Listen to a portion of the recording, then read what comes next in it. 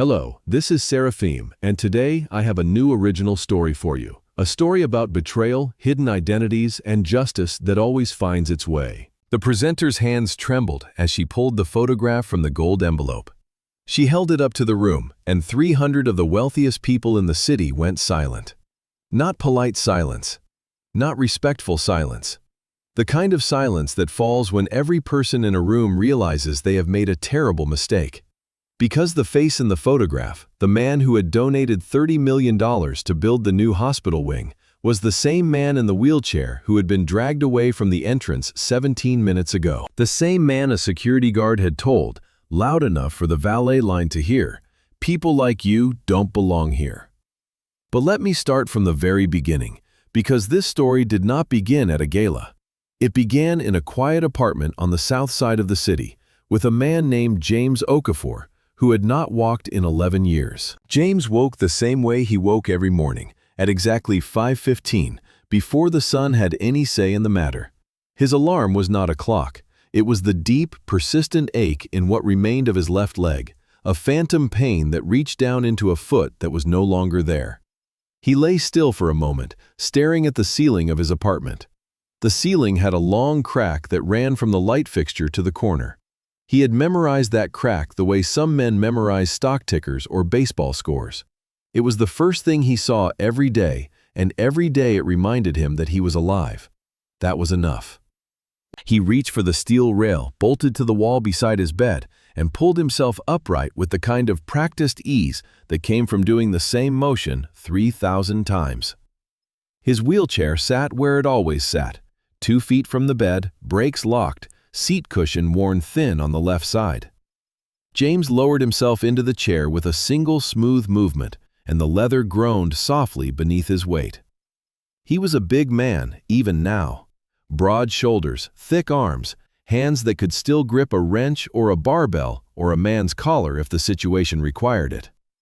The military had built his upper body into something formidable, and the wheelchair had kept it that way. His apartment was small but immaculate. 2 bedrooms, 1 bathroom, a kitchen with a window that looked out over a parking lot.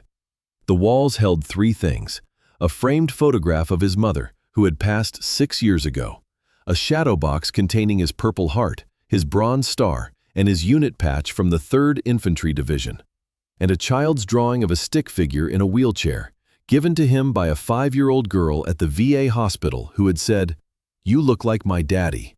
He had kept it ever since, pinned with a single thumbtack, the paper starting to yellow at the edges. James wheeled himself to the kitchen and started the coffee maker. It was a simple drip machine, nothing fancy, the kind you could buy at any dollar store for $12. He owned things that cost $12 and things that cost $12 million, but nobody who looked at him would ever guess the second part. That was the point. That had always been the point. His mother had raised him with a proverb she repeated so often it became the rhythm of his childhood. The tree with the deepest roots don't need to shake its leaves to prove it's standing.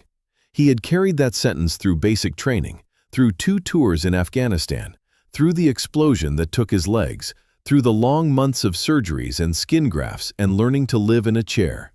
He carried it still. The coffee dripped slow and steady, filling the small kitchen with a warm, nutty smell that James associated with safety. He poured himself a cup in a ceramic mug that said, "World's Okayest Veteran," a gift from his physical therapist, Curtis, who was also his closest friend. James sipped the coffee black, no sugar, and watched the parking lot through the window. A stray cat he had been feeding for 2 months sat on the hood of a blue sedan, cleaning its paw. He had named the cat Sergeant because it showed up every morning at the same time, expecting to be fed, and looked personally offended if the food was late. James opened the window and set a small dish of tuna on the fire escape. Sergeant looked at him with an expression that could only be described as grudging respect, then jumped up to eat. James smiled. It was a small smile, the kind that lived mostly in his eyes. James Okafor did not smile often or wide, but when he did, it changed his entire face. The hard lines softened. The scar that ran from his left temple to his jaw seemed to disappear. For just a moment, you could see the 20-year-old kid who had enlisted because he wanted to help people, before the world had taught him how much that could cost. He finished his coffee, rinsed the mug, and placed it upside down on the drying rack. Then he wheeled himself to the second bedroom, the one he used as an office. The room was spare. A desk, a computer, a filing cabinet, and a phone that rang more often than anyone would expect for a man who lived in a $600 a month apartment. James opened his laptop and checked his email. There were 14 new messages from his financial manager, Evelyn Trask, at Goldman Sachs. There were 7 messages from the board of the Okafor Foundation, the charitable trust he had established 3 years ago with money that most people did not know he had. And there was 1 message from the Greater Metro Hospital, confirming his attendance at tonight's gala. James read the hospital's email twice. The gala was to celebrate the opening of the new Okafor Wing, a state-of-the-art rehabilitation center for wounded veterans and trauma survivors. $30 million of his money had built it, $30 million that came from a software patent he had developed during his recovery, a logistics algorithm that the Department of Defense had licensed for a figure that still made his accountant's eye twitch. James had never announced his wealth. He had never bought a mansion or a sports car or a tailored suit. He lived in this apartment because it was close to the VA hospital where he still did physical therapy 3 times a week. He drove an 8-year-old Honda Civic with hand controls. He wore clothes from the clearance rack at Target. The invitation to the gala sat on his desk in a cream-colored envelope with gold lettering. He picked it up and turned it over in his hands. The paper was thick and smooth, the kind of paper that whispered money. Inside, the card read, "You are cordially invited to the Greater Metro Hospital Charity Gala, honoring the generous donor of the Okafor Wing." His name was nowhere on the invitation. That was deliberate. He had insisted on anonymity from the beginning. The hospital administrators knew, of course. Dr. Patricia Mensah, the hospital's chief executive, knew. Evelyn Trask knew. Curtis knew. Perhaps 6 people in the world knew that James Okafor, the quiet man in the wheelchair who lived on Maple Street, had written a check for $30 million. And James wanted to keep it that way. He set the invitation down and looked at it for a long moment. He had not attended a formal event in years. The last one had been a Veterans Day ceremony at the state capitol, and even that had been uncomfortable. Not because of the wheelchair. James had long ago made peace with the chair. It was because of the way people looked at him, some with pity, which he hated, some with that particular brand of cheerful condescension that said, "Good for you for getting out of the house," and some with something worse, a flicker of discomfort, as if his presence reminded them of things they preferred not to think about: war, sacrifice, the cost of freedom measured in flesh and bone and sleepless nights. But tonight was different. Tonight was about the nurses. James closed his eyes and let the memory come, the way he sometimes did when he needed to remember why any of it mattered. He saw the hospital room, bright white and humming with machines. He saw the faces of the women who had kept him alive during those first terrible weeks after the explosion. Nurse Ruth Adeyemi, who had held his hand during the 3rd surgery and told him stories about growing up in Lagos to keep his mind off the pain. Nurse Connie Delgado, who had snuck him chocolate pudding from the cafeteria at 2 in the morning when he could not sleep. Nurse Sandra Kim, who had looked him dead in the eye when he said he wanted to die and told him, "Not on my shift, soldier, not on my shift." Those women had saved his life, not the surgeons, though they had done extraordinary work. The nurses, the ones who showed up at 3 in the morning and changed his bandages with gentle hands. The ones who talked to him like a human being when the rest of the world saw a broken body in a bed. James had promised himself, lying in that hospital bed, that if he ever had the means, he would build something in their honor, a place where other broken people could be put back together by hands that cared. It had taken 11 years, but he had done it. Tonight, the Okafor Wing would be officially unveiled, and the nurses who had inspired it would be honored by name. James intended to be there, quietly, in the back, watching. He picked up his phone and called Curtis. The phone rang 3 times before a gruff voice answered. "If you're calling to ask me what to wear tonight, I already told you. The dark blue button-down and the gray slacks. You'll look like a respectable human being for once." James chuckled. "Good morning to you too," he said, wheeling himself toward the closet. "I was calling to ask what time you're picking me up." Curtis exhaled loudly on the other end. "I told you, 6:30, sharp. And before you say it, no, you cannot drive yourself. The last time you drove to an event, you parked in a loading zone and got a $200 ticket. I'm not letting that happen again." James smiled at the phone. "That was one time." Curtis snorted. "One time is enough. 6:30, be ready. And shave that face, James. You look like you're auditioning for a survival show." James hung up and sat in the quiet of his apartment for a moment. The morning light was coming through the window now, making a warm rectangle on the floor. Sargent had finished the tuna and was washing his face on the fire escape with the deliberate focus of a cat who has just conquered breakfast. James looked at the invitation again. The cream-colored envelope, the gold lettering. He had a feeling in his chest, not quite excitement, not quite dread, something in between. A sense that tonight mattered, though he could not have said exactly why. He had attended dozens of events in various disguises of ordinariness. He had watched people receive his money without knowing where it came from, and that had always been enough. But tonight felt different. Maybe because the nurses would be there. Maybe because Ruth Adeyemi had personally called him last week, her voice warm and cracking with emotion, to say she had received her invitation and was flying in from Houston. "James," she had said, "I don't know who this mysterious donor is, but whoever they are, they remembered us. After all these years, someone remembered." James had gripped the phone so tight his knuckles turned pale. "I'm sure they never forgot," he had managed, his voice steady by sheer force of will. When he hung up, he sat in the dark for 20 minutes, breathing slowly, until the tightness in his throat finally released. That was a week ago. Now the gala was tonight, and James Okafor was going to put on his good shirt and wheel himself through those doors and watch the women who saved his life receive the recognition they deserved. He did not need a spotlight. He did not need applause. He just needed to be in the room. The rest of the morning passed the way James's mornings always did. Physical therapy at the VA at 8. His therapist, a young woman named Dana, put him through his usual routine: upper body resistance, core stability, transfer drills. James pushed hard. He always pushed hard. It was the only speed he knew. After therapy, he stopped at the grocery store 2 blocks from his apartment.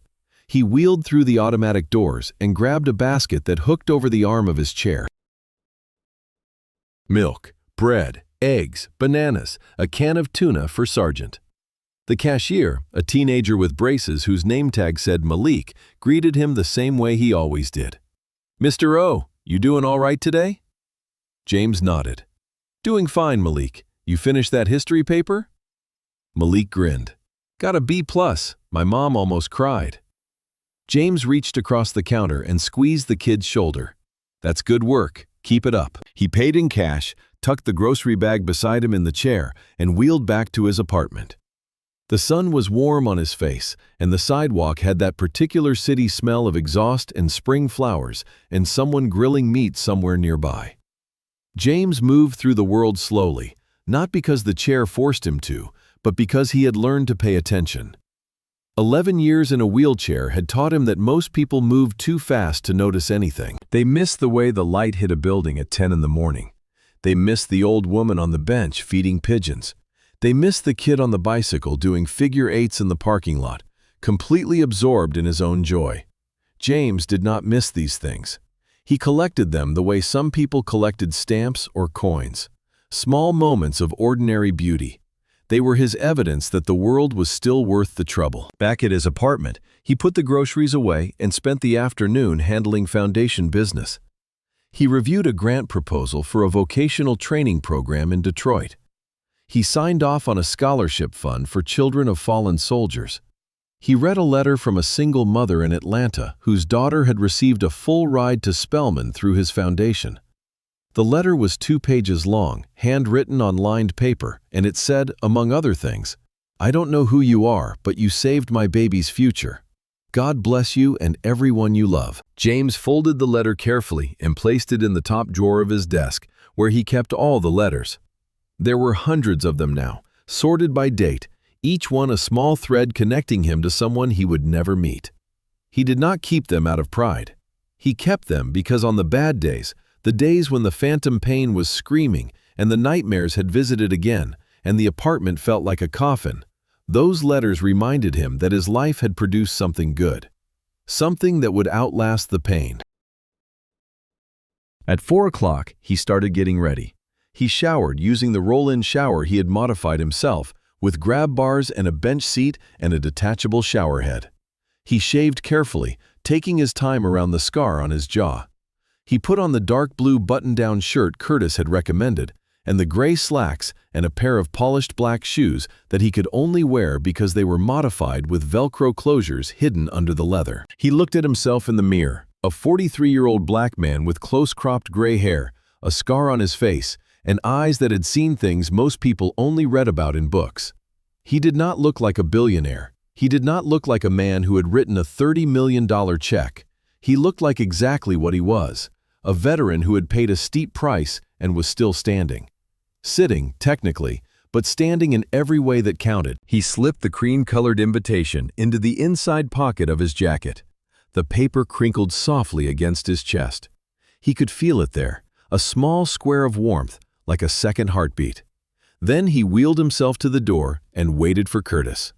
The clock on the wall ticked. Sargent appeared on the fire escape, stared at him through the glass, and meowed once, as if to say, "You clean up okay, I guess." James saluted the cat. The cat blinked slowly, which in cat language was apparently a sign of deep affection. James would take it. Curtis arrived at 6:32, which for Curtis was practically early. He was a tall man, dark-skinned, with a beard going silver at the edges, and a laugh that could be heard from 2 blocks away. He had served with James in Afghanistan and had been the one to pull James from the wreckage of the Humvee after the IED. He had carried James over his shoulder for 400 meters while bullets kicked up dirt around them. They did not talk about that day often, but it was always there, a silent foundation beneath everything else. Curtis opened the passenger door of his truck and helped James transfer from the wheelchair. He folded the chair and placed it in the back with the efficiency of a man who had done it 1,000 times. Because he had. "You look almost human," Curtis said, climbing into the driver's seat. James adjusted his jacket. "And you look like a bouncer at a jazz club," he replied. Curtis grinned. He was wearing a black suit with a silver tie, and he did, in fact, look like a bouncer at a very upscale jazz club. "I'll take that as a compliment," Curtis said, pulling out of the parking lot. They drove in comfortable silence for a few minutes, the kind of silence that only exists between people who have been through fire together. The city scrolled past the windows, buildings and streetlights, and people living their Friday evening lives. "You nervous?" Curtis asked, glancing over. James considered the question. "Not nervous," he said slowly. "Just thinking about Ruth and Connie and Sandra, hoping tonight goes right for them." Curtis nodded. "It will. Patricia has the whole thing planned down to the minute. Speeches, presentations, the works. Those nurses are going to get the standing ovation of their lives." James looked out the window. A group of kids were playing basketball under a streetlight, their shadows long and dramatic on the asphalt. "That's all I want," James said quietly. "That's all I've ever wanted out of this." Curtis reached over and gripped James's shoulder once, firm and brief, the way soldiers do. No words needed. They drove on. The Greater Metro Hospital Charity Gala was being held at the Pinnacle Hotel, one of the most prestigious venues in the city. The hotel occupied the top 6 floors of a glass tower downtown, and on this particular Friday evening, its entrance was a spectacle. A red carpet lined the approach. Valets in white gloves opened car doors. Women in gowns and men in tuxedos glided toward the entrance like a fashion magazine come to life. Camera flashes popped and crackled. A local news crew had set up near the door, filming arrivals for the 11 o'clock broadcast. The Charity Gala was one of the social events of the year, drawing politicians, business leaders, celebrities, and the kind of wealthy people who measured their importance by which galas they were invited to. Curtis pulled the truck up to the valet area and jumped out. He retrieved James's wheelchair from the back, unfolded it on the sidewalk, and helped James transfer. James straightened his jacket, felt the invitation in his pocket, and took a breath. The entrance was 30 feet away. The red carpet was smooth and flat, good for wheels. Curtis walked beside him as James pushed himself forward. The air was crisp with the smell of expensive perfume and freshly cut flowers from the towering arrangements flanking the entrance. Music drifted from inside, a jazz quartet playing something smooth and warm. Everything was polished and glittering and designed to make you feel like you were entering a world where nothing bad could ever happen. They were 10 feet from the door when the security guard stepped into their path. He was a big man, broad across the chest, with a shaved head and a name tag that read Derek Whitfield. He wore a black suit with a coiled earpiece and the particular expression of a man who had been given a small amount of power and intended to use every ounce of it. He looked at James in the wheelchair, then at Curtis standing beside him, and something shifted in his face. It was subtle, a tightening around the eyes, a slight lift of the chin, the kind of micro-expression that James had learned to read in combat, where a fraction of a second could mean the difference between a handshake and a bullet. "Good evening, gentlemen," Derek said. And the word gentleman came out with just enough polish to sound respectful, and just enough edge to sound like a warning. "May I see your invitations?" James reached into his jacket pocket and pulled out the cream-colored envelope. He handed it to Derek. Curtis produced his own invitation, a separate envelope, since James had arranged for Curtis to attend as his guest. Derek took Curtis's invitation first, glanced at it, nodded, and handed it back. Then he looked at James's invitation. He turned it over. He held it up to the light. He looked at the envelope, then at James, then back at the envelope. The inspection went on for a beat too long. James felt the first flicker of something cold in his stomach. "Where did you get this?" Derek asked. His voice had changed. The veneer of politeness was still there, but underneath it was something harder. James met his eyes steadily. "I received it in the mail," he said, keeping his voice calm and even. "Same as everyone else." Derek's jaw tightened. He looked at the invitation again, as if expecting it to confess to being a forgery. Then he looked at James, at the wheelchair, at the simple button-down shirt, at the scarred face, and James could see the calculation happening in real time. The guard was adding up the visual evidence and arriving at a conclusion. Wrong conclusion, but a conclusion nonetheless. "Sir, this is a private event," Derek said. "Invitation only, and I'm going to need to verify this before I can let you in." James nodded patiently. "Of course, you can call the event coordinator, Dr. Patricia Mensah. She'll confirm." Derek did not reach for his radio. He did not make any move to call anyone. Instead, he took a half-step closer, lowering his voice to a confidential murmur, the kind of voice people use when they are trying to be cruel and polite at the same time. "Look, I'm going to be straight with you. This event is for donors and board members. We've had some issues in the past with people trying to get in who weren't actually invited. I'm sure you understand." James felt Curtis stiffen beside him. He could sense his friend's anger building like heat off asphalt in summer, radiating silently. James placed a hand on the wheel of his chair, grounding himself. "I understand your concern," James said, his voice still level. "But that invitation is legitimate. If you call Dr. Mensah, she will confirm it immediately." Derek folded his arms across his chest. The gesture was small, but its meaning was enormous. It said, "I have decided." Behind them, other guests were arriving. A couple in matching designer outfits breezed past without being stopped. A silver-haired man in a tuxedo walked through with nothing more than a nod. No one asked to see their invitations. No one held them up to the light. A woman appeared behind Derek, drawn by the small commotion. She was tall, angular, and dressed in a gown that probably cost more than the average mortgage payment. Her hair was swept up in an architectural arrangement, held in place by diamond pins that caught the light like small stars. Her name was Victoria Ashford, and she was the chairwoman of the Gala's planning committee. She was the kind of woman who knew the exact value of everything and the true worth of nothing. She surveyed the scene with the practiced eye of someone accustomed to handling inconveniences. "Is there a problem, Derek?" Victoria asked, her voice carrying the bright, brittle tone of a woman who did not tolerate problems. Derek straightened. "This gentleman says he has an invitation, ma'am, but I'm not sure it's legitimate. I was about to verify." Victoria looked at James. She looked at the wheelchair. She looked at his shirt, his shoes, his scarred face. And just like Derek, she performed her calculation. Her eyes flicked to the cream-colored invitation in Derek's hand, then back to James, and she smiled. It was the kind of smile that is technically a smile in the same way a trap is technically a door.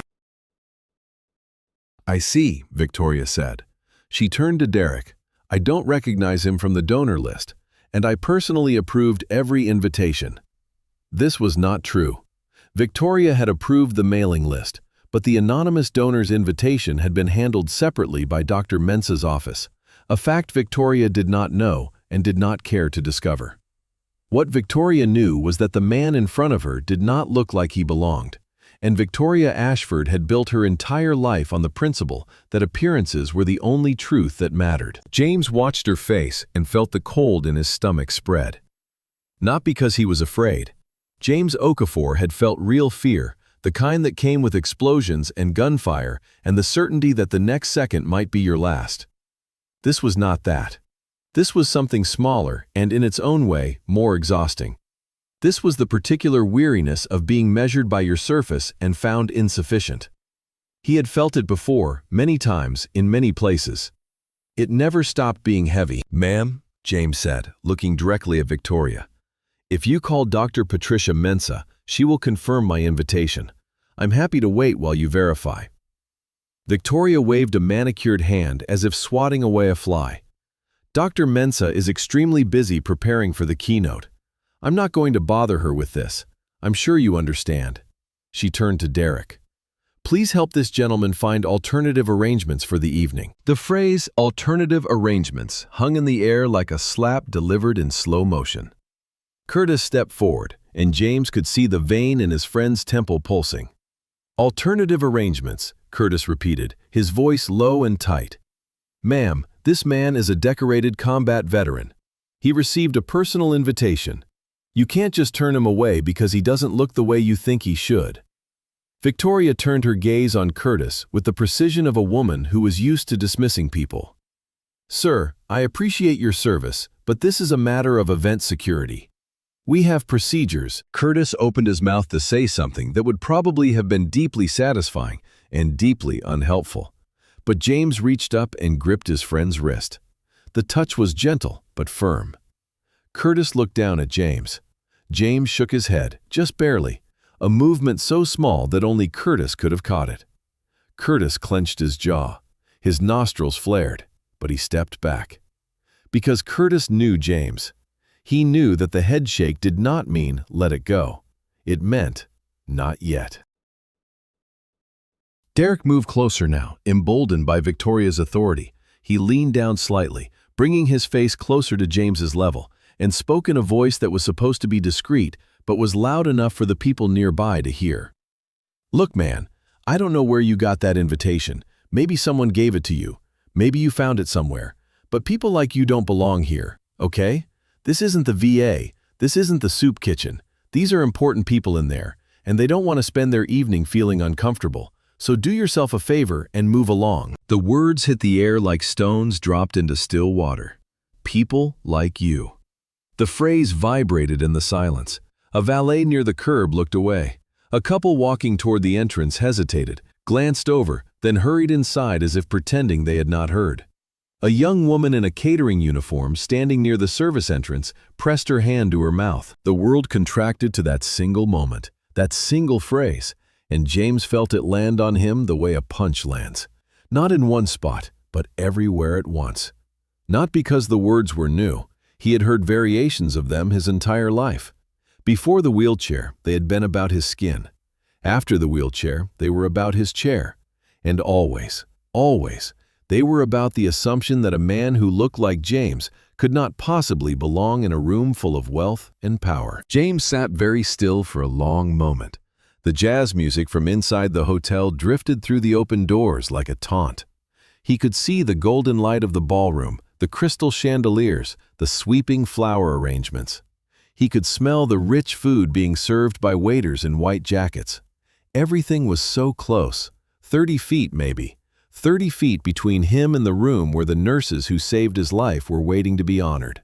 30 feet and one security guard and one society woman and a belief as old as time that the outside of a person tells you everything you need to know about their inside. James placed his hands on the wheels of his chair. His palms were warm from gripping the rubber. "All right," James said. His voice was quiet and steady, and it carried a weight that had nothing to do with volume. Curtis stared at him. "James, no. We're not leaving. This is your event. You paid for it. You built that entire wing." James looked at Curtis. The expression on his face was one Curtis had seen only a handful of times, in the most dangerous moments of their service together. It was perfect calm. The calm of a man who has made a decision and is utterly certain of it. "Curtis," James said, "let it go, for now." Curtis opened his mouth, closed it. His hands were shaking at his sides, not with fear but with rage held on a leash. He nodded once, the tendons in his neck standing out like cables. James turned his chair slowly, with the kind of controlled dignity that cannot be faked. He did not hurry. He did not lower his head. He wheeled himself back down the red carpet, past the valets, past the news crew, past the long line of luxury cars. Curtis walked beside him in furious silence. Behind them, Victoria Ashford smoothed the front of her gown, satisfied that order had been restored. Derek Whitfield returned to his post and straightened his tie. The gala continued, oblivious, the jazz quartet sliding into a new tune, the champagne flowing, the laughter rising. Nobody inside knew what had just happened at the door, and nobody knew what was coming next. Curtis helped James back into the truck. Neither of them spoke as Curtis folded the wheelchair and placed it in the back. Curtis climbed into the driver's seat, slammed the door hard enough to shake the truck, and gripped the steering wheel with both hands. His knuckles turned pale. "I'm going back in there," Curtis said, his voice vibrating. "I'm going to find that rent-a-cop, and I'm going to tell him exactly who he just turned away.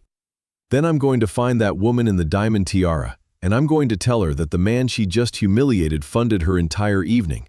And then I'm going to watch them both choke on their champagne." James leaned his head back against the headrest. He could feel his pulse in his temples, slow and steady.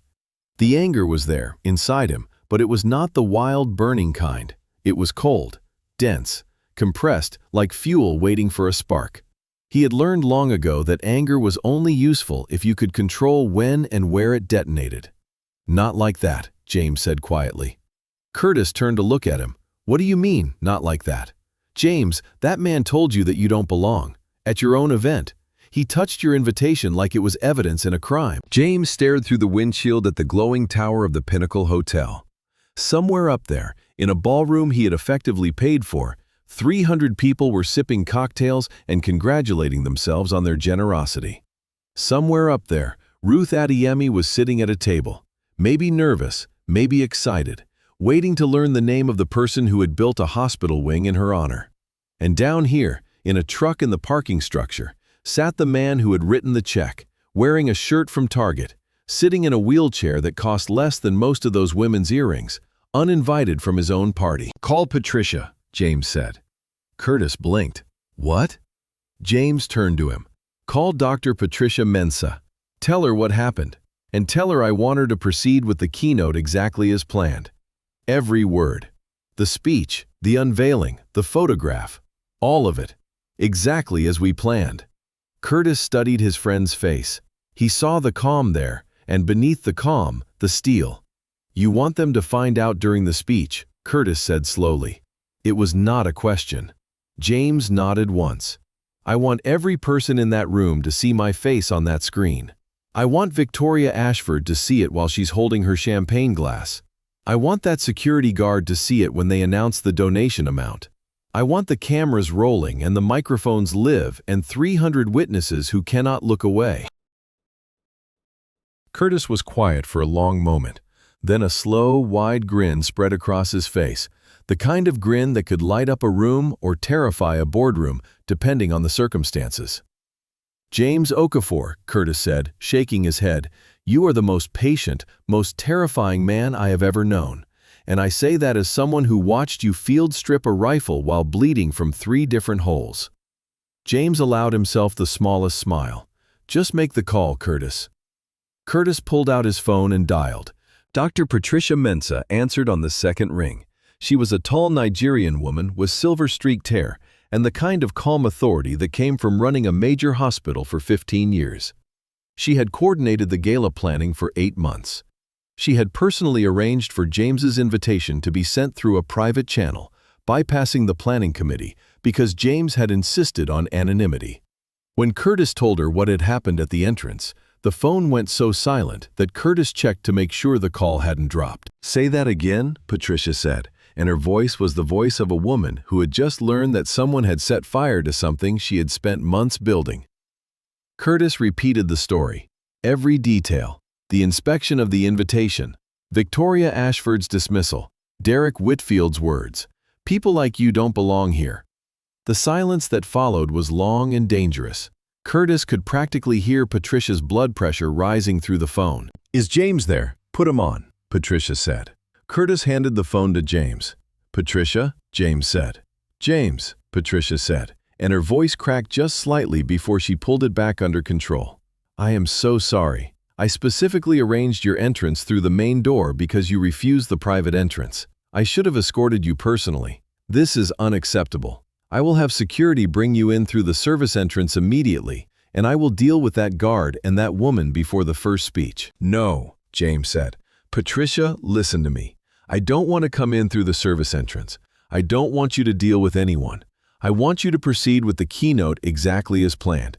The speech, the unveiling, the photograph. My photograph. On the screen, in front of everyone." He paused, letting the silence breathe. "Including Victoria Ashford. Including that guard.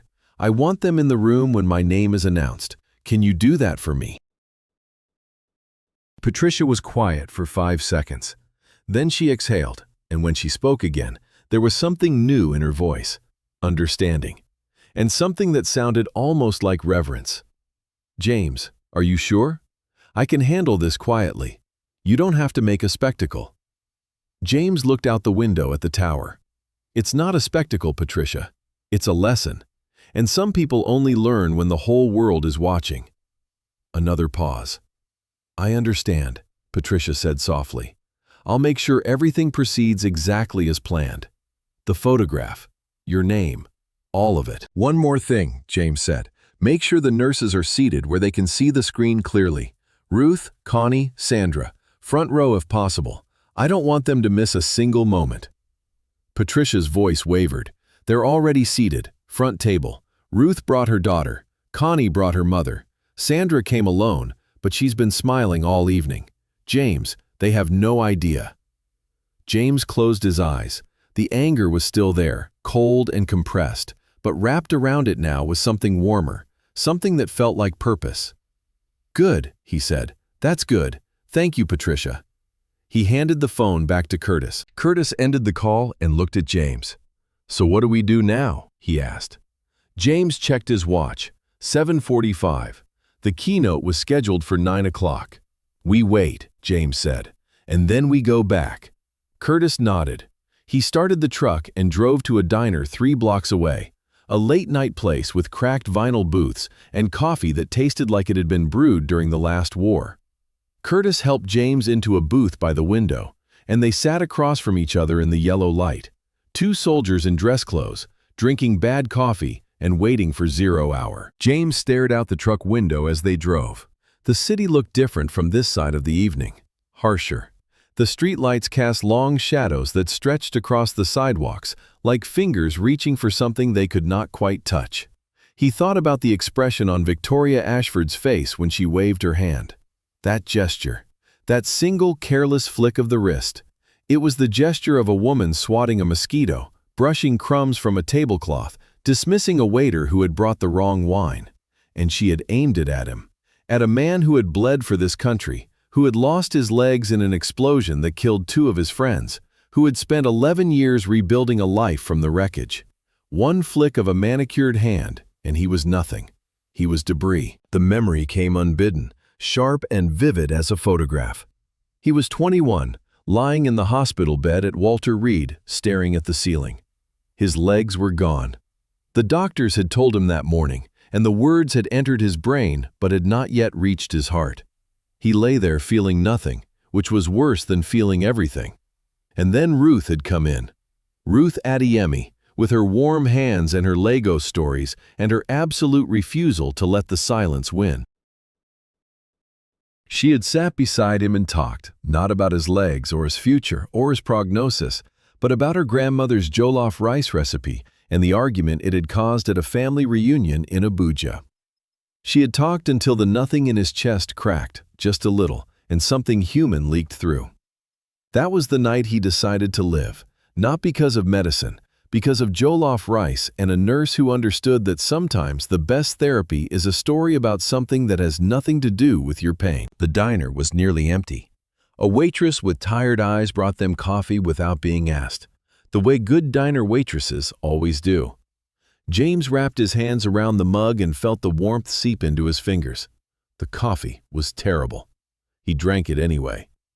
Curtis watched him from across the table, and after a while, he spoke. "You remember that night in Kandahar, when we were pinned down behind the wall and Sergeant Reeves was on the radio screaming for extraction?" James nodded. "I remember." Curtis leaned forward. "You were the calmest person I'd ever seen.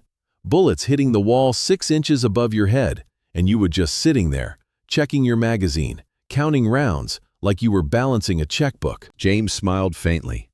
"I was terrified," he said. "I just didn't see the point of letting it show." Curtis pointed at him with his coffee cup. That right there, that's what you're doing right now. You're terrified and furious, and you're sitting there looking like you're about to take a nice Sunday drive." James looked into his coffee. The surface was dark and still, reflecting the overhead light like a tiny brown mirror. "I'm not terrified," he said. "I stopped being terrified a long time ago, but I am angry, not for me, for every person in a wheelchair who's been told they don't belong, for every veteran who came home broken and got treated like they were less, for every person who ever walked into a room and had someone look at them and decide they weren't enough." He paused. "That guard didn't just insult me, Curtis. He insulted everyone who's ever been judged by the package instead of the contents." Curtis was quiet for a moment. Then he reached across the table and clinked his coffee mug against James's. "Then let's go deliver the contents," he said. James looked at his friend, at the silver in his beard and the loyalty in his eyes, and felt the anchor of that friendship hold him steady the way it had for 20 years. "Let's finish this coffee first," James said. "No rush." Curtis laughed. "No rush," he says.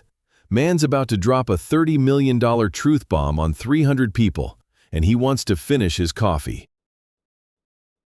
They finished their coffee. They sat in the booth and talked about small things, the way soldiers do before an operation.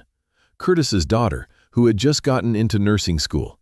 James's cat, Sergeant, who had apparently started bringing dead mice to the fire escape as gifts. The new physical therapist at the VA who kept trying to get James to do yoga. Normal things, human things, and underneath the words, a current of shared history, of brotherhood, of the kind of trust that is forged in the worst places and lasts forever. At 8:40, James said, "It's time." Curtis paid the bill, helped James back into the truck, and drove to the Pinnacle Hotel. The entrance was quieter now. Most of the guests had arrived. The valets stood in a loose group near the curb, talking among themselves. The news crew was packing up. Curtis pulled the truck to a stop near the service entrance, a utilitarian door around the side of the building. He looked at James. "You sure you don't want to go in this way? Patricia said she'd have someone meet us." James shook his head. "No, we go through the front." Curtis parked the truck. He unloaded the wheelchair, helped James transfer, and they made their way around to the main entrance. The red carpet was still there, slightly less pristine now, with the faint impressions of hundreds of expensive shoes. The doors were open, and the golden light spilled out into the evening air.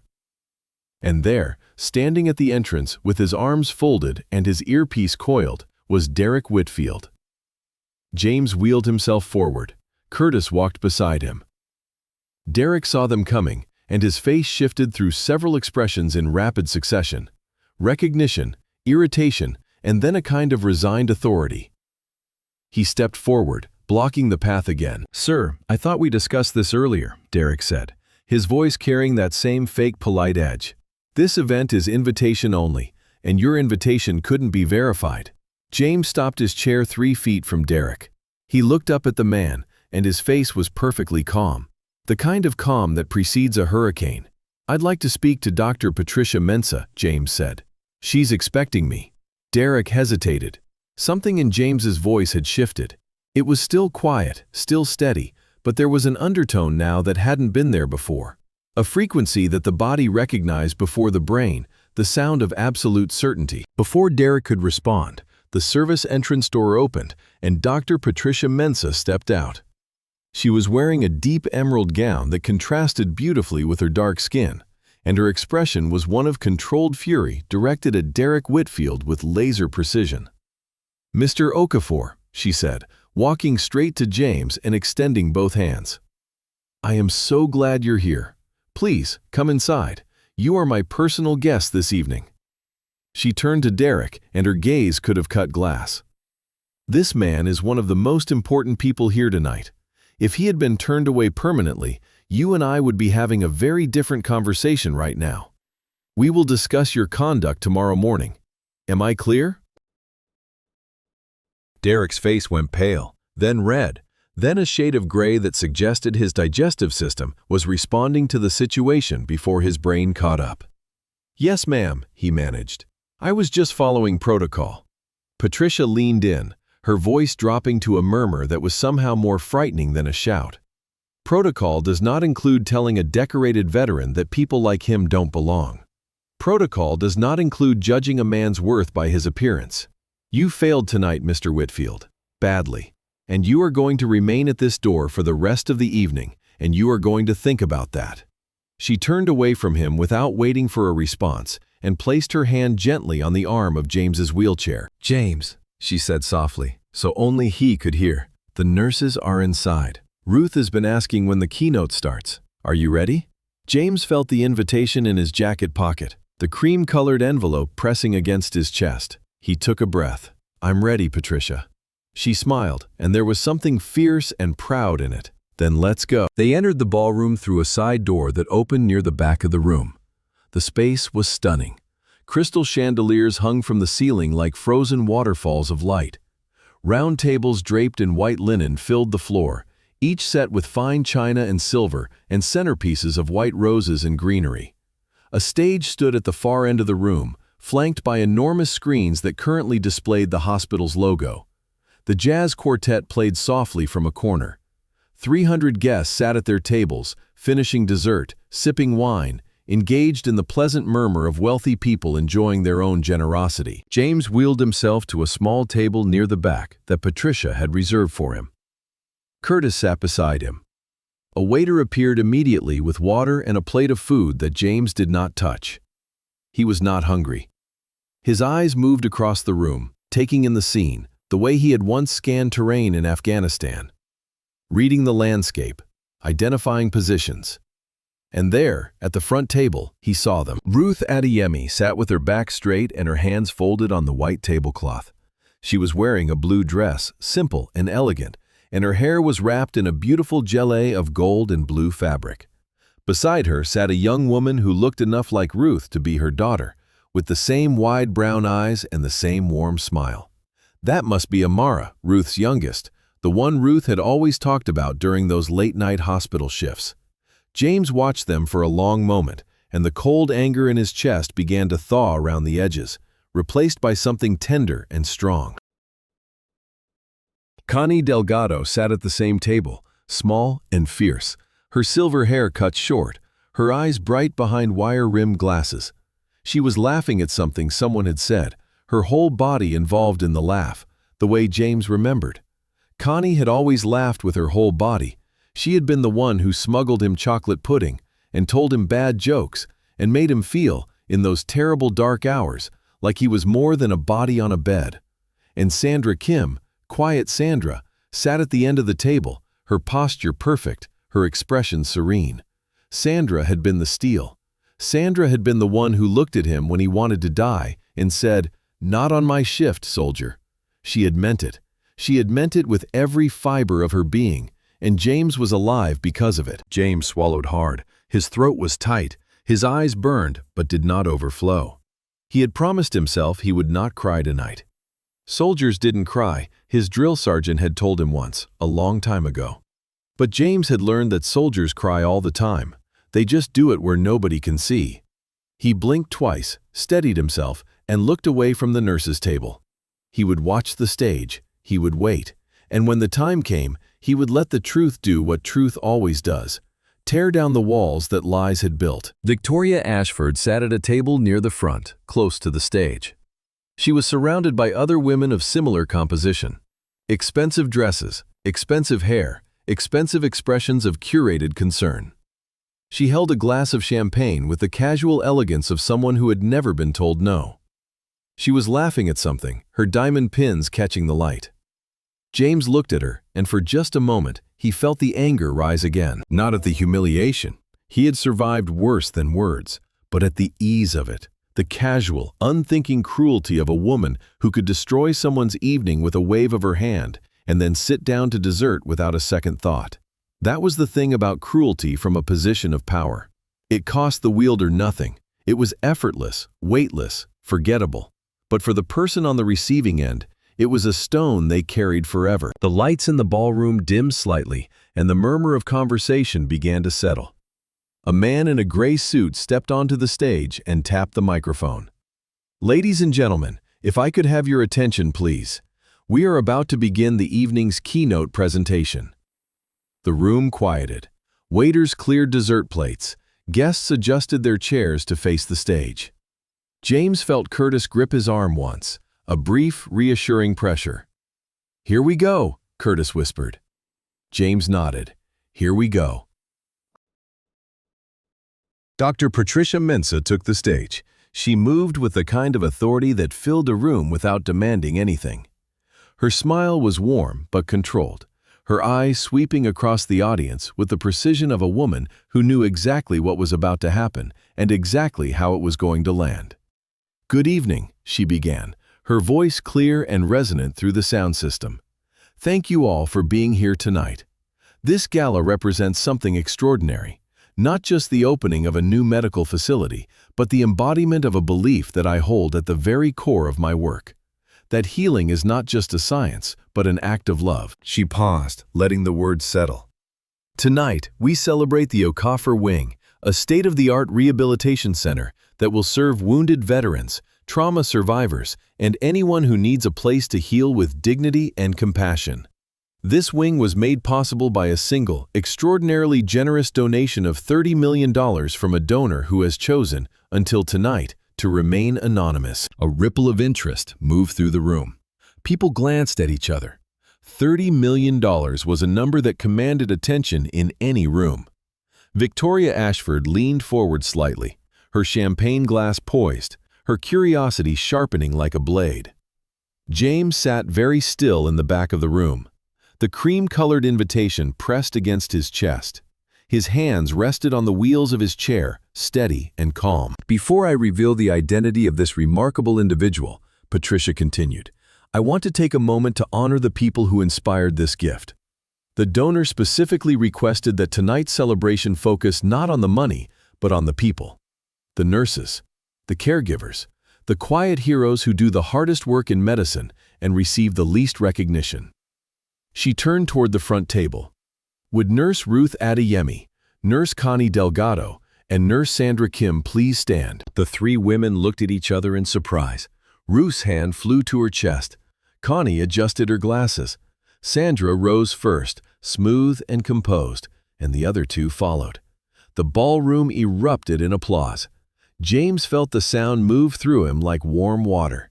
He watched Ruth's face, the way her eyes glistened, the way she pressed her lips together to hold back the emotion. He watched Connie wave a small, embarrassed wave. He watched Sandra stand tall and still, absorbing the applause with the quiet strength of a woman who had spent her life holding other people together. Patricia waited for the applause to fade. "These three women," she said, her voice softening, "served at the military hospital where our donor was treated after a combat injury that changed his life. He was critically wounded, he lost the use of his legs, he spent months in recovery, and he has stated publicly that without these nurses, without their skill, their compassion, their refusal to let him give up, he would not be alive today." Ruth covered her mouth with her hand. Connie reached over and gripped her arm. Sandra's perfect composure cracked just slightly, a tremor in her chin. "The donor told me," Patricia continued, and now her own voice was wavering, "that he decided to build this wing because he wanted to create a place where every patient would receive the kind of care he received from these women. He wanted every nurse in that building to know that their work matters, that they are seen, that they are valued, not with words, but with walls and equipment and resources that will serve this community for generations." The applause came again, louder this time, and James gripped the arms of his wheelchair and felt the sting behind his eyes sharpen. Patricia raised her hand for quiet. "And now," she said, "the moment you have all been waiting for. I have here, in this envelope, the name and photograph of the anonymous donor, the person responsible for the $30 million gift that made the Okafor wing possible." She held up a gold envelope, larger than the one James carried in his pocket, but made of the same paper, the same weight, the same color. Two volunteers wheeled a large easel to the center of the stage, covered in a black cloth. Behind it, the enormous screens flickered, waiting. The room was silent. 300 people held their breath. Victoria Ashford set down her champagne glass. Derek Whitfield, standing at the entrance to the ballroom where Patricia had quietly reassigned him, crossed his arms and waited like everyone else. James looked at Curtis. Curtis looked back, and between them passed something that did not need words. 20 years of friendship, 20 years of loyalty, and the shared knowledge that the next 60 seconds were going to change the entire room. Patricia opened the envelope slowly. She pulled out a photograph and a card. She looked at the photograph, and a smile broke across her face, wide and genuine, and full of something that looked like triumph. She looked up at the audience. "Ladies and gentlemen," she said, and her voice rang clear and strong, "the anonymous donor of the Okafor wing, the man who gave $30 million to build a home for healing, is someone who knows what it means to be broken and rebuilt by the hands of compassionate people." She held up the photograph so the front table could see it first. Ruth Adeyemi looked at the photograph. Her face changed. It went through stages, like watching a time-lapse of a flower opening. Confusion, recognition, shock. And then, as the realization hit her like a wave, her hands flew to her face, and she let out a sound that was half sob and half laugh, a sound of pure, unfiltered wonder.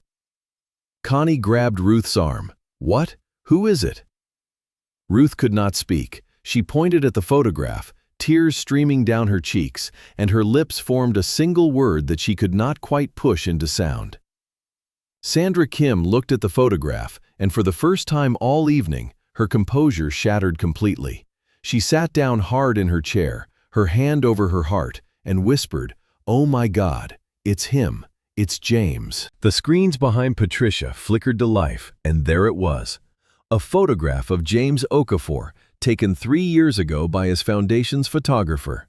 He was in his wheelchair, wearing a simple blue shirt, his face turned slightly toward the camera, his eyes calm and clear, the scar on his jaw catching the light. The Purple Heart was visible in the shadow box on the wall behind him.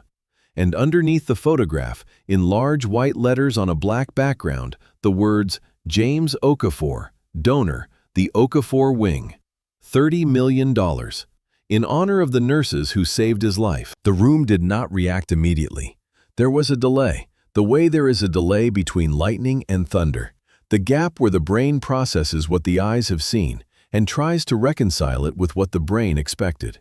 People looked at the photograph, they looked at the name, they looked at the amount, and then, one by one, like dominoes falling in slow motion, they began to turn around. Because the whisper had started. It started at the back tables, where people had noticed the man in the wheelchair near the back of the room. It moved forward like a wave, table by table, each turn of the head accompanied by a widening of the eyes, a hand to the mouth, a nudge of the neighbor. Victoria Ashford turned last. She turned in her chair, and her eyes found James in the back of the room, and the color drained from her face with the speed and totality of water going down a drain. The champagne glass in her hand tilted.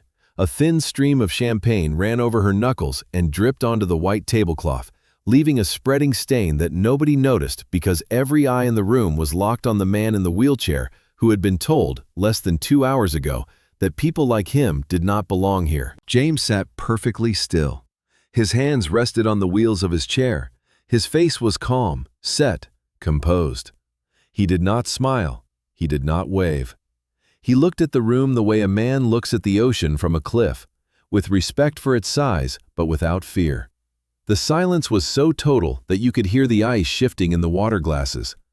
The jazz quartet had stopped playing. The waiters had frozen mid-step. 300 of the wealthiest, most powerful people in the city sat in their designer clothes and stared at the quiet man in the wheelchair and felt the ground shift beneath their assumptions. Patricia spoke into the silence, and her voice was steady and warm. I would like to invite Mr. James Okafor to the stage. James did not move immediately. He let the moment breathe. He let the silence do its work, the way silence always did in the most important moments. Then he placed his hands on the wheels and began to push himself forward. The crowd parted. People shifted their chairs. A waiter moved a stand, and James rolled down the center aisle of the ballroom, past the tables of donors and dignitaries, past the flower arrangements and the crystal glasses, toward the stage. Curtis walked behind him, close enough to help, but far enough to let James own the moment entirely. As James passed Victoria Ashford's table, he paused. He did not look at her. He did not need to, but she looked at him, and her face held an expression that would become her constant companion in the weeks and months to come. The expression of a woman who has realized, too late and too publicly, that she has made the most catastrophic mistake of her life. Her hands were clasped in her lap so tight that the diamonds on her rings dug into her fingers. Her lips were pressed together in a thin white line. Her eyes were wide and fixed and filled with the particular kind of horror that comes from understanding that you have been seen for exactly what you are, and that you cannot take it back. James reached the stage. A ramp had been set up on the side, and he wheeled himself up with easy strength.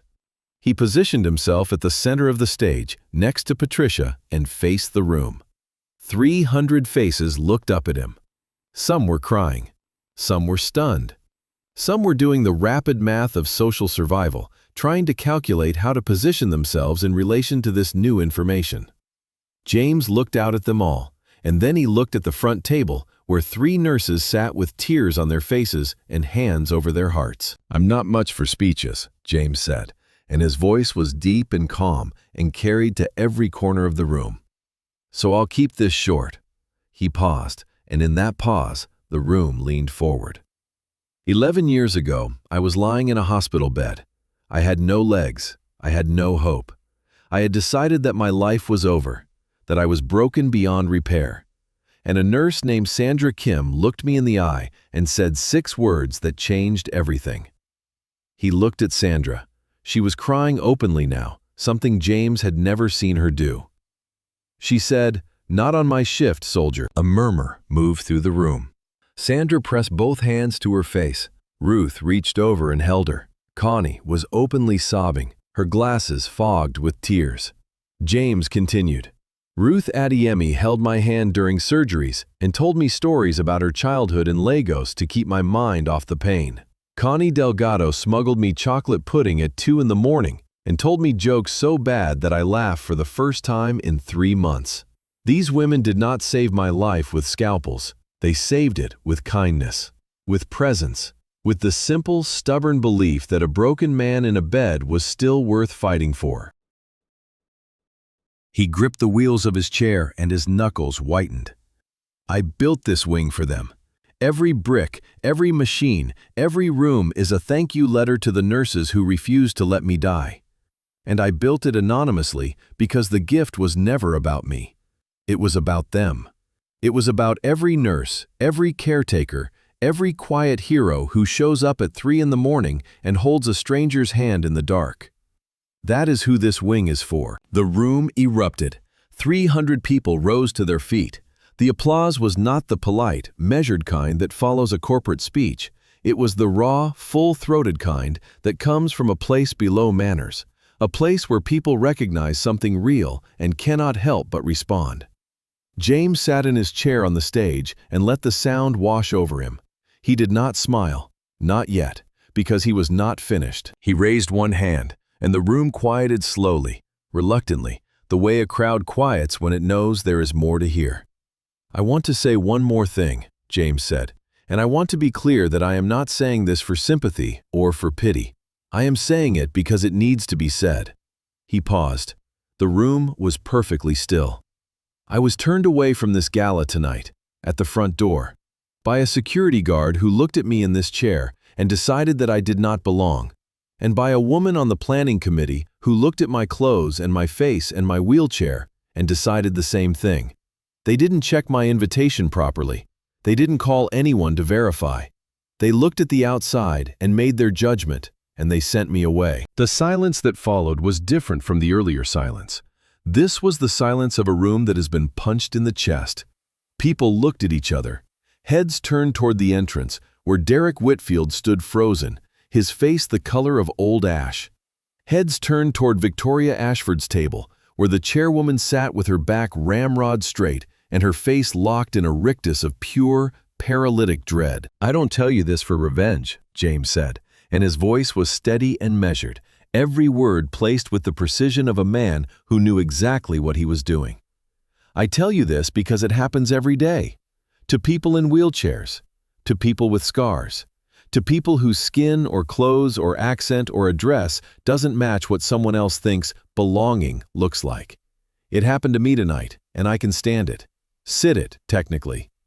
A ripple of surprised laughter moved through the room, breaking the tension just enough. "But what about the people who can't? What about the veteran who doesn't have $30 million? What about the single mother trying to attend a parent-teacher night? What about the kid in the thrift store jacket walking into a school where everyone else wears designer?"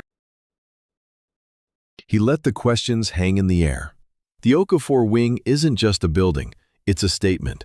It says that every person who walks through those doors, or wheels through them, deserves dignity, deserves respect, deserves to be judged not by what they look like, but by who they are. He paused, and when he spoke again, his voice was soft but carried like a bell. "People like me do belong here. People like me belong everywhere." The ballroom held its breath for one long, crystalline second. And then the applause came like a wall of sound, crashing over the room, vibrating in the chandeliers, rattling the silverware on the tables. People were on their feet. People were crying. A woman at a nearby table was clutching her husband's arm and nodding over and over, as if agreeing with something only she could hear. The jazz quartet, seemingly overcome by the moment, began to play something slow and triumphant. Curtis, standing at the edge of the stage, wiped his eyes with the back of his hand and did not even try to hide it. Ruth Adeyemi rose from her chair and walked toward the stage. She moved slowly, not because she was unsteady, but because she was trying to hold herself together with every step. She reached the ramp and climbed it and crossed the stage to where James sat. She stood in front of him for a moment, looking down at the man she had nursed back from the edge of death 11 years ago. Her lips trembled. Her eyes overflowed.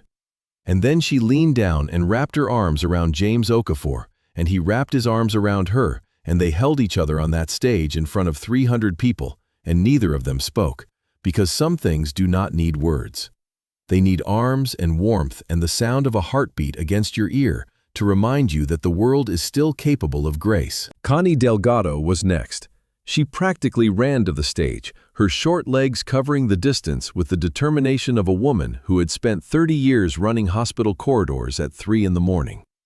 She threw her arms around both James and Ruth and said, through her tears, "You little sneak, you beautiful little sneak. I can't believe you did this." James laughed. It was a real laugh, full and unguarded, the kind of laugh that surprised even him. "I owed you," he said, "about 10 years' worth of chocolate pudding."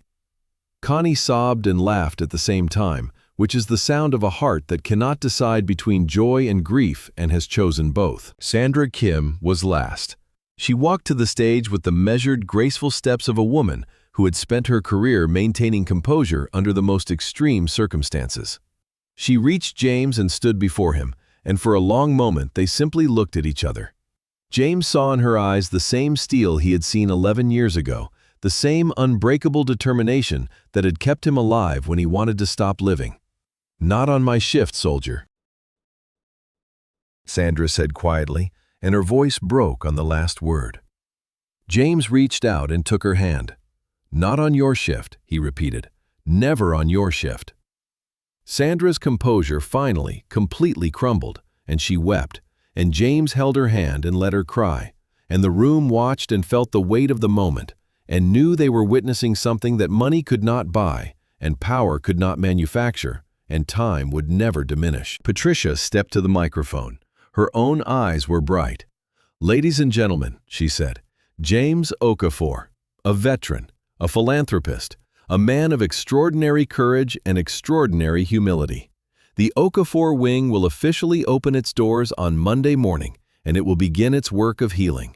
Thanks to this man, thanks to these nurses, thanks to the idea that the most powerful force in medicine is not technology, not money, but the simple act of treating every human being with dignity." The applause was thunderous and sustained and showed no signs of stopping. But while the room celebrated, two people in the ballroom were not clapping. Derek Whitfield stood at the entrance, his arms at his sides, his face blank with shock. The reality of what he had done was settling over him like a physical weight. He had turned away the evening's guest of honor. He had spoken the words, "People like you don't belong here," to a man who had donated $30 million to the very event Derek was guarding. He could feel the eyes of other staff members on him, the sideways glances, the whispers. His career as a security professional, which had already been on thin ice after complaints at 2 previous assignments, was over. He knew it the way you know the weather has changed, not by any single sign, but by the feel of the air. Victoria Ashford sat at her table like a statue. The champagne stain on the tablecloth had dried to a faint ring. The women at her table, her inner circle, her social court, had shifted their chairs imperceptibly away from her. Not far, just an inch or two, just enough. Victoria knew what those inches meant. In her world, an inch of distance at a dinner table was the beginning of exile. She could feel the calculation happening around her, the rapid social math of women deciding whether their association with Victoria was an asset or a liability. 30 seconds ago, it had been an asset. Now, with the image of a man in a wheelchair on the screen, and the memory of what Victoria had done at the door, it was a liability, and the exchange rate was crashing by the second. A waiter approached her table and placed a fresh glass of champagne in front of her. She did not touch it.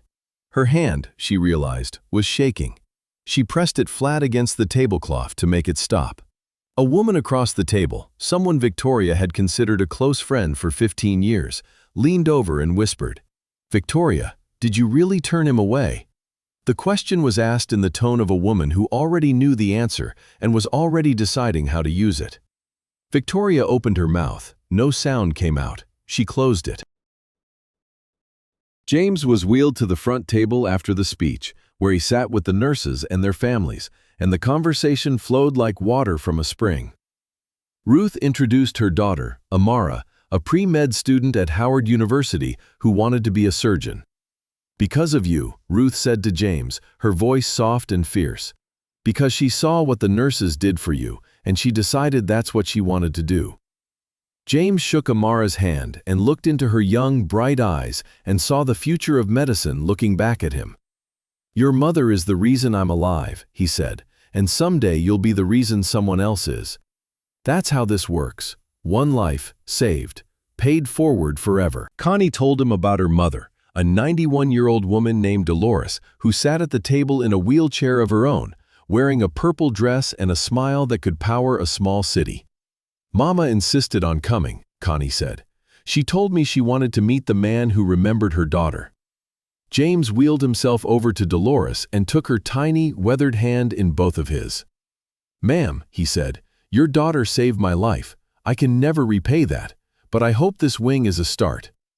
Dolores looked at him with eyes that had seen nearly a century of living and said, in a voice like sandpaper and honey, "Mijo, my daughter saves lives because that's what we do. No repayment necessary, but we'll take the building." James laughed, and the whole table laughed, and the sound was the best sound James had heard in a long time. Sandra Kim sat quietly through most of the evening, which was her way. But when the crowd had thinned and the noise had softened, she leaned over to James and said, in a voice meant only for him, You know I meant it. That night, when I told you, not on my shift, I want you to know I meant it. Every word." James looked at her. "I know you did," he said. "That's why I'm here." Sandra nodded once, the same way she had nodded when she had pulled the curtain back from his hospital bed and checked his vital signs and told him, with the quiet authority of God, that he was going to live whether he liked it or not. The evening continued. Guests approached James's table in a steady stream, some to express admiration, some to pitch business ideas, some to simply shake his hand. James was gracious with all of them, because that was his nature, but he was also watchful. He noticed who came and who did not. He noticed which hands were extended genuinely and which were extended strategically. And he noticed that Victoria Ashford did not come. She remained at her table, increasingly alone, as the evening drained away. Her companions had excused themselves one by one, with the kind of polite departures that are really evacuations. By 10:30, Victoria sat alone at a table for 8, surrounded by empty chairs and dirty glasses, and the wreckage of a reputation she had spent decades constructing. At 11 o'clock, the gala was winding down. The jazz quartet played their final set, something slow and bittersweet. Guests gathered their coats and bags. Valets brought cars around. The night staff began clearing tables. James was at the front of the ballroom, still talking with the nurses, when a figure approached from behind. He saw Curtis tense and turned to find Victoria Ashford standing 3 feet away. She had aged 10 years in the last 2 hours. The architectural hair arrangement was listing to one side. The diamond pins had lost their sparkle, or perhaps she had. Her face was stripped of its usual polish, and what remained was raw and blotchy and frighteningly human. "Mr. Okafor," she said, and her voice was hoarse, "I owe you an apology." James looked at her. He did not help her. He did not smooth the moment. He simply waited. Victoria swallowed. "I was wrong to turn you away. I judged you by your appearance, and I was wrong. I am ashamed of what I did, and I understand if you never forgive me." She paused. Her hands were clasped in front of her, the rings digging into her fingers. "I have spent my career raising money for this hospital. I have given time and effort and resources. But tonight, I realize that none of that means anything if I can't recognize a good man when he's standing right in front of me." James was quiet for a long moment. The silence was not hostile, but it was not comforting either. It was the silence of a man weighing words on a scale, deciding which ones deserved to be spoken. "Mrs. Ashford," he said finally, "I believe you are sorry. I believe you are ashamed. And I accept your apology because my mother taught me that forgiveness is not a gift to the person who wronged you. It's a gift to yourself. It means you don't have to carry their mistake around for the rest of your life." Victoria's eyes welled. She nodded rapidly. James continued, and his voice took on an edge, not cruel, but sharp enough to cut. "But I want you to understand something. What you did tonight, you have done before. Not to me, to other people. People who didn't have $30 million to make you notice. People who left that door feeling small and worthless and invisible. And they didn't get an apology. They didn't get an explanation. They just got turned away." He paused. "So if this apology is going to mean anything, it can't just be for me. It has to be for all of them. Every person you ever looked at and dismissed because they didn't match your picture of who belongs. Can you do that?" Victoria stared at him. Her mouth opened, closed, opened again. A tear ran down her cheek, dragging a thin line of mascara with it. "I can try," she whispered. James nodded. "That's all anyone can do." He turned his chair and wheeled away, and Victoria Ashford stood in the emptying ballroom, surrounded by the debris of an evening that had begun with her at the top of the social ladder and ended with her on the lowest rung, and felt, perhaps for the first time in her adult life, the true weight of her own smallness. James found Curtis waiting by the side exit. "Ready to go?" Curtis asked. James nodded. They left the ballroom together, James wheeling himself through the corridor, Curtis walking beside him. They passed Derek Whitfield, who was still at his post near the entrance. Derek saw James coming and straightened.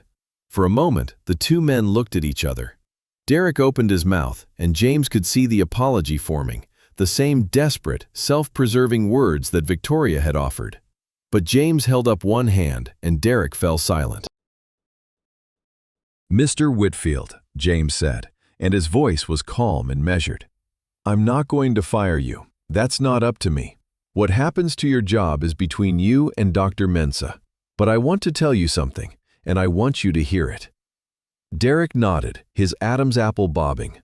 "When you told me that people like me don't belong here, you were not just talking about me. You were talking about every person in a wheelchair, every veteran with a scar, every person who has ever been broken and put themselves back together. And the truth is, people like me built this place. People like me paid for this evening. People like me served overseas so that you could stand at this door in a safe country and decide who belongs." Derek's face crumpled. His professional mask disintegrated, and beneath it was something James recognized: shame. Real, corrosive, bone-deep shame. "I'm sorry," Derek managed, his voice thick. "I'm truly sorry, sir." James studied him for a moment, and what he saw was not a villain. What he saw was a man who had made a choice out of ignorance and was now standing in the ruins of that choice and would have to rebuild from here. "I believe you," James said. "Don't tell me, show me. The next time someone comes to a door and they don't look like what you expected, remember tonight. That's all I ask." Derek nodded. His eyes were red. He extended his hand. James looked at it for a moment, then reached up and shook it. The handshake was firm and brief, the way handshakes are between men who have acknowledged a wound and agreed to let it heal. Then James wheeled past him and through the glass doors and into the cool night air. The city was quiet. The valet area was empty. The red carpet had been rolled up. The Pinnacle Hotel towered above them, its glass walls catching the city lights like a giant lantern. Curtis brought the truck around, and together they went through the familiar routine: transfer, fold the chair, stow the chair, climb in, close the door. Curtis started the engine and pulled away from the curb. The hotel shrank in the rearview mirror. They drove in silence for several blocks. The streets were wet from a light rain that had fallen while they were inside, and the street lights reflected in long, broken streaks on the asphalt. James watched the city pass and felt the tension slowly uncoil from his body. It left behind a vast, quiet exhaustion, the kind that comes not from physical effort, but from emotional expenditure. He had spent something tonight that he could not quantify. Energy, yes. Anger, certainly. But something else, too. A piece of the wall he had built around himself over the past 11 years. A stone removed, letting in a small amount of light. "You did good tonight," Curtis said finally. James looked at him.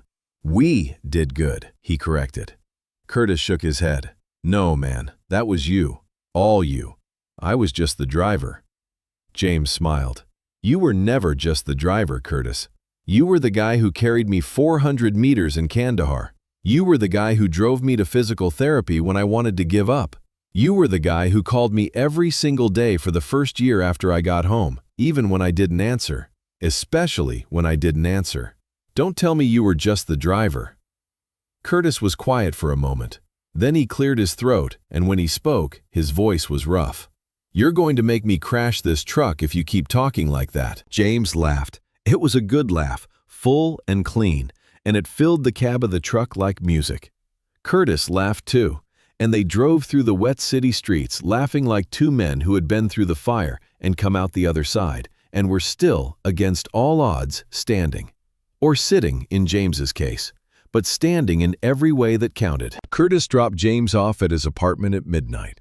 He helped James transfer to the wheelchair, and they stood and sat in the parking lot for a moment, under the yellow glow of a sodium light, surrounded by the ordinary sounds of a city settling into sleep. Crickets, a distant siren, the hum of a transformer on the telephone pole. Curtis gripped James's shoulder. "Same time Tuesday? Physical therapy?" James nodded. "Same time Tuesday." Curtis grinned. "Try not to donate any hospitals between now and then." James wheeled himself to the entrance and turned back. "No promises." Curtis shook his head, climbed into the truck, and drove away. James entered his apartment and turned on the kitchen light. The crack in the ceiling was still there. The same crack he saw every morning, running from the light fixture to the corner. He wheeled to the fire escape window and opened it. Sargent was there, sitting on the railing, watching the parking lot with the regal disdain of a cat who has seen everything and is thoroughly unimpressed. James scratched behind the cat's ears. Sargent tolerated it for exactly 4 seconds, then moved his head away with an expression that said, "That's enough sentiment for one evening." James made coffee. It was late for coffee, but tonight was not a night for rules. He poured a cup in the world's okayest veteran mug and sat at the kitchen table. The apartment was quiet. The familiar hum of the refrigerator, the tick of the clock on the wall, the small, ordinary sounds of a small, ordinary life that happened to contain extraordinary things, hidden inside like jewels sewn into the lining of a coat. His phone buzzed. A text from Ruth. "James Okafor. I am sitting in my hotel room with my daughter, and we are both crying. In the good way. I don't have words. I don't have enough words. So I will just say, thank you. From my heart to yours. Thank you, soldier." Another buzz. "Connie, you still owe me for the pudding. But seriously, I love you, James. You beautiful, sneaky, magnificent man." Another buzz. "Sandra, not on my shift, not on any shift, not ever. You are my proudest patient, James. Sleep well tonight." James set the phone down on the table. His eyes were wet. He let the tears come this time, alone in his kitchen at midnight, with no one to see and no one to judge. He cried for the men he had served with who had not come home. He cried for the legs he had lost. He cried for the years of pain and loneliness and learning to live in a body that worked differently than it used to. He cried for the boy in Kandahar who had believed that the uniform made you invincible, and for the man in the wheelchair who knew better. He cried for Ruth, for Connie, for Sandra, for the fact that their kindness had reached across 11 years and $30 million and touched a room full of strangers and made something true and good and lasting. And when he was done crying, he washed his face, finished his coffee, and wheeled himself to bed. 3 months passed. The Okafor wing opened its doors on a Monday morning in April, under a sky so blue it looked painted. James was there for the ribbon cutting, this time through the front entrance, where every staff member knew his name and his face and his story. The wing was everything he had hoped. Bright, clean, filled with natural light, and equipped with the latest rehabilitation technology. The nurses' station on the main floor was named after Ruth, Connie, and Sandra. A plaque on the wall bore a quote that James had chosen. "Healing begins when someone decides you are worth the trouble." Victoria Ashford resigned from the Gala committee 3 days after the event. The story of what she had done at the door spread through the city's social circles with the speed and precision of a wildfire. She received no public condemnation, which in some ways was worse. What she received was silence, phone calls that went to voicemail, invitations that stopped arriving, lunches that were quietly canceled. The slow, airless suffocation of social exile, administered with the same casual cruelty she had once practiced on others. 6 months later, she began volunteering at a homeless shelter on the south side of the city. Whether this was genuine transformation or strategic rehabilitation, only Victoria knew. But she showed up every Saturday at 7 in the morning, and she served meals without complaint, and she looked every person in the eye, and she called them by their names. It was, at the very least, a start. Derek Whitfield was terminated from a security position the following week. He applied for other security jobs and was turned down repeatedly, as the incident at the Gala had become an industry cautionary tale. He spent 2 months unemployed, watching his savings dwindle and his confidence erode. And then, one morning, he received a phone call from the VA hospital. They were looking for a patient advocate, someone to help veterans navigate the hospital system, to make sure they were treated with dignity and respect. The salary was modest, the work was unglamorous, and the person who had quietly suggested Derek's name to the hiring committee was James Okafor. James had told Patricia he made a mistake, a real one, but I'd rather give him a chance to learn than a reason to stay angry. Derek took the job. He was good at it. He understood, in a way few people could, the consequences of treating someone like they don't matter. He carried that knowledge with him every day, and it made him better. Curtis's daughter graduated from nursing school that June. James attended the ceremony, sitting in the audience, clapping with hands that were strong enough to push a wheelchair and gentle enough to hold a 91-year-old woman's fingers. When Curtis's daughter crossed the stage, James felt a warmth in his chest that had nothing to do with coffee or sunshine. It was the warmth of a circle completing, of a story continuing, of one life touching another in a chain that had no end. Ruth Adeyemi flew back to the city once a month to mentor young nurses at the Okafor wing. She brought Amara with her during school breaks, and Amara shadowed the surgeons and took notes and asked questions that were so sharp the attending physicians started calling her Dr. Ruth Jr. Connie Delgado retired from nursing the following year and moved closer to her mother Dolores, who at 92 was still wearing purple dresses and dispensing unsolicited advice to anyone within earshot.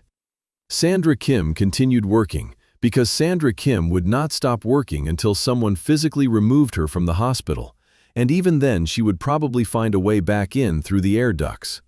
She sent James a card every year on the anniversary of his admission to the hospital. The card always said the same thing: still on my shift. One evening, 7 months after the gala, James sat in his apartment at the kitchen table. The light was fading, the city settling into its evening rhythm. Sargent sat on the fire escape, his eyes half closed, his tail curled around his paws. The world's okayest veteran mug sat on the counter, freshly washed. The crack on the ceiling had not changed. It was the same crack, the same apartment, the same wheelchair, the same life. And yet everything was different, because James was different. Not in any visible way. He still lived simply. He still wore clothes from Target. He still drove his 8-year-old Honda. He still went to physical therapy 3 times a week. But inside, in the place where a person holds the truest version of themselves, something had shifted. The wall he had built, the careful fortress of anonymity and self-protection, had a door in it now, and the door was open. His phone rang. It was Ruth. "James," she said, and her voice was bright and warm. "Amara got accepted to Johns Hopkins. Full scholarship. She starts in the fall." James closed his eyes. The warmth was there again, steady and sure, like a pilot light that would never go out. "That's wonderful, Ruth. That's everything." Ruth was quiet for a moment, and when she spoke again, her voice was tender and sure. "You know, James, when I was holding your hand in that hospital room, telling you stories about Lagos, I never imagined any of this. I was just trying to keep you alive." James smiled. "You did more than keep me alive, Ruth. You kept me believing." They talked for a long time, about Amara and about the wing, and about the small, ordinary miracles that fill a life when you pay attention. When they hung up, James sat in the quiet kitchen and listened to the familiar sounds. The refrigerator, the clock, Sargent's slow breathing on the fire escape. He picked up the cream-colored invitation from the gala, which he had kept on the kitchen counter, propped against the sugar bowl. The gold lettering had faded slightly. The paper was soft from handling. He turned it over in his hands and thought about the evening. The door, the guard, the words, the speech, the nurses, the truth. The cream-colored paper caught the last of the evening light. He set the invitation down and picked up his coffee cup. The coffee was warm. The evening was quiet. The apartment was small and ordinary and exactly right. He drank the coffee slowly, tasting it fully, the way a man does when he has learned that the smallest things are often the truest. Sargent yawned on the fire escape. The city hummed its low, constant song. And James Okafor, the quiet man in the wheelchair who had given $30 million and asked for nothing in return, sat in his kitchen and felt, for the first time in a very long time, that he belonged exactly where he was.